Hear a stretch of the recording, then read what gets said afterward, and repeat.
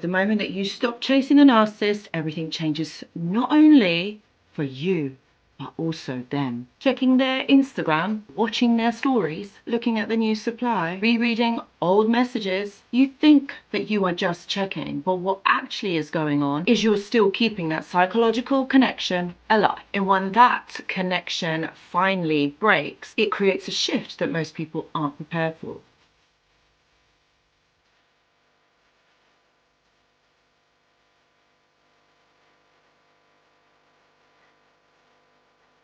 Hello my friends and welcome back. I hope that you're all doing really well. Now, I completely understand that you're checking, you're wanting to know. It's just one of them things. It's human curiosity, not gonna lie, it is one of them. But in this video, we're gonna unpack the psychological tethers that keep you stuck to the narcissist. And this is perhaps maybe why you are finding it harder to kind of get over that person. And even though you're still checking, I completely understand, this is so normal. We are human beings. This is a thing. I understand it's really hard not to check, but this video is going to help you to understand what is happening psychologically and emotionally when you are still checking. And the shift that you're not prepared for when this all comes about, well, this is what we're going to be talking about. Watch this video. So my friends, I'm going to explain it, and I'm going to start from the beginning. Why you keep checking? Well, plain and simply, this is not weakness, it is conditioning. What's happening here is the element of intermittent reinforcement. But this is what is keeping that trauma bond alive, my friends. Yes, that blasted trauma bond. I know it's not a comfortable space to be in. I know that it is really difficult. And because of that, what is happening is that your brain is addicted to the unpredictability, because let's face it, that's all that you have been subjected to when you have been around that person. So I completely understand. This isn't easy to break, something like this. No, it's not easy to break, but it is something that you can do when you put your mind to it. So what I would say is you can break a trauma bond in 30 days. And this is why I've created this amazing course. It's work. It does work. You can do it in 30 days, but you've got to be on it. You've got to be motivated. This is about changing your behavior and your understanding, your perception, your thoughts. What I'm using here is neuropsychology along with cognitive behavioral therapy techniques. And this is going to help you get past it. If you want more information, all the details are in the description box below. But honestly, it can be done in 30 days. So you can be over this trauma bond literally 30 days. And what you're also doing is you're seeking emotional closure. You're looking for the answers that you didn't get, the answers that you want. And I completely understand. You want the answers. You want to know what is happening. And it is a natural thing to want to have closure from the person that basically hurt you. You're checking in on them because you are checking for relief. That really is what is going on here. And I get it. It's painful. It's a really uncomfortable place to be. That I do understand. It is not easy. But this is how you've got to think of it. Every time that you check on this person, you're reopening a wound. And what also you're doing every time that you're checking is you're delaying the detachment. It's harming you. And I know it's addictive, and this is all part of the trauma bond. This is exactly what is going on psychologically. But this is one thing, if you can take anything from this video, is to ultimately stop checking in on them. This is keeping that trauma bond alive. So what's going to happen when you stop? Well, there's a few things that are going to happen. The first thing I know is hard to stop, but you're going to have to do it. You're going to have to take the bull by the horns and do it. What is really going to happen is that your anxiety is going to spike. I'm not going to beat it around the bush. I'm not going to say oh, just because you stop checking, everything is going to be okay.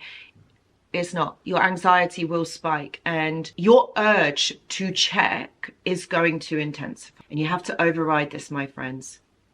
It would also feel like something is missing. Okay, and this is where most people relapse. Now, I really hope you can save this video, and if you are going through this, please rewatch it so it helps you to understand that actually you can move past this. You so can, but you're going to have to reinforce this every time you have that thought, when that urge comes about. That is what is really going to help. You're going to have an emotional crash. You actually will. This is when your grief is going to hit properly, because it almost feels like you're not going to be able to have access to that person. And this is when reality is going to set in. It's going to hurt. It's really going to hurt. There's going to be no more illusion to hide behind, because what you've got to realize is that you're no longer numbing the truth. You are facing the reality of the situation. And this is where it's very difficult for a lot of people. And this is why a lot of people do tend to relapse at this moment, because yeah, it's hard, it's not easy, but ultimately, if you're going to carry on doing what you're doing, you're going to stay stuck. You're going to stay stuck in this cycle. And who wants that? I don't want that for you. But on the other hand, there's going to be a nervous system reset. And the one positive thing is that there is going to be less cortisol spikes. That is important. Your health is going to improve. Maybe not so much your emotional, but at the moment.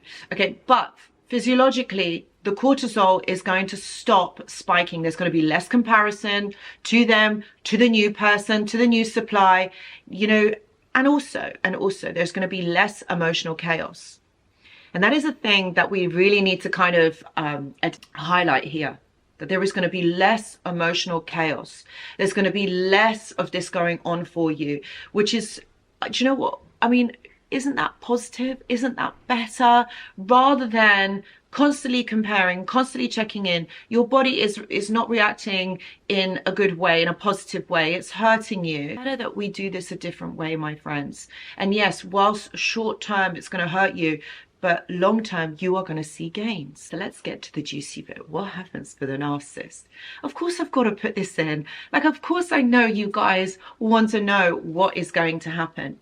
Now, when you stop checking, right, they are going to lose access to you. And you're probably thinking, yeah, they've already gone. They're already with someone new. Yeah, but they're going to lose access to you energetically. There's going to be no reactions. There's going to be no validations and no emotional supply, which is what they are looking for. Even you're going to say, yeah, but Anushka, how do they know that I'm looking? They know. They know that you are watching them. And for them, that's everything. They will notice the absence. Like, look, imagine you're watching their stories on, I don't know, on Instagram, TikTok, whatever.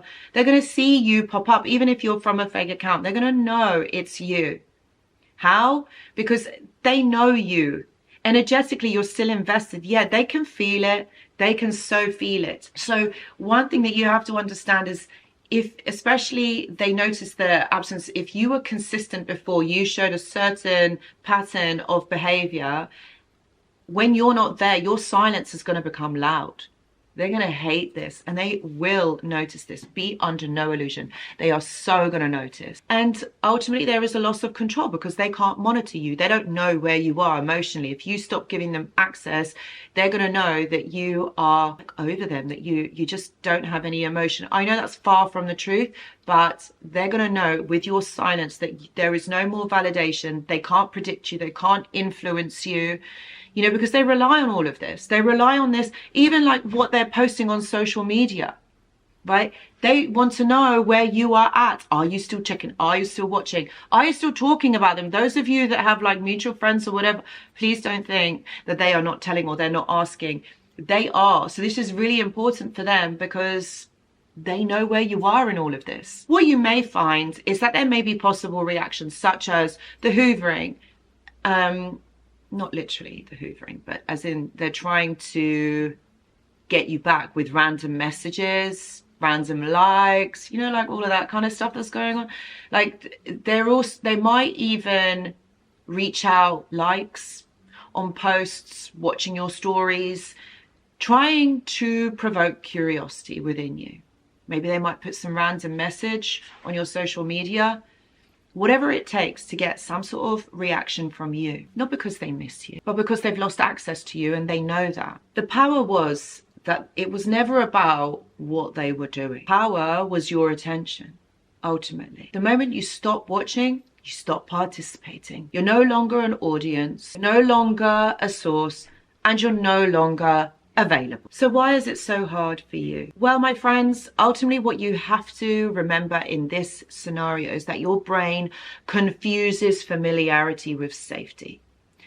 Okay, and that's because it's the safety, the familiarity. You've known this person, you know, that person has been in your life for quite some time.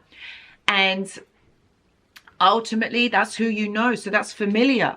Familiarity is safety. Letting go also feels like losing something important. Well, yes, you've built, you know, that person was part of your reality. You've built like a relationship together. But yeah, that's why I kind of paused when I said built, because it's not really building a relationship, because you're not really in a relationship with that type of a person.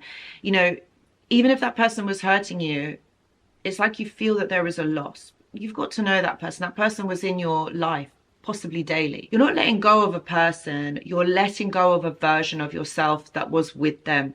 And as you know, if it was good, if it was positive, you would have loved it. You would have stayed. You wouldn't be here. You wouldn't be watching this video. So one thing that I want you to remember, my friends, is the day that you stop checking is the day that you return to yourself. You don't need updates on their life. You don't need to see them heal, move on, and have a relationship with someone else. This is just going to hurt you. And you don't need closure from someone who has created the wound. That isn't what this is about. This is about you rising in your own power, getting your own self back to you.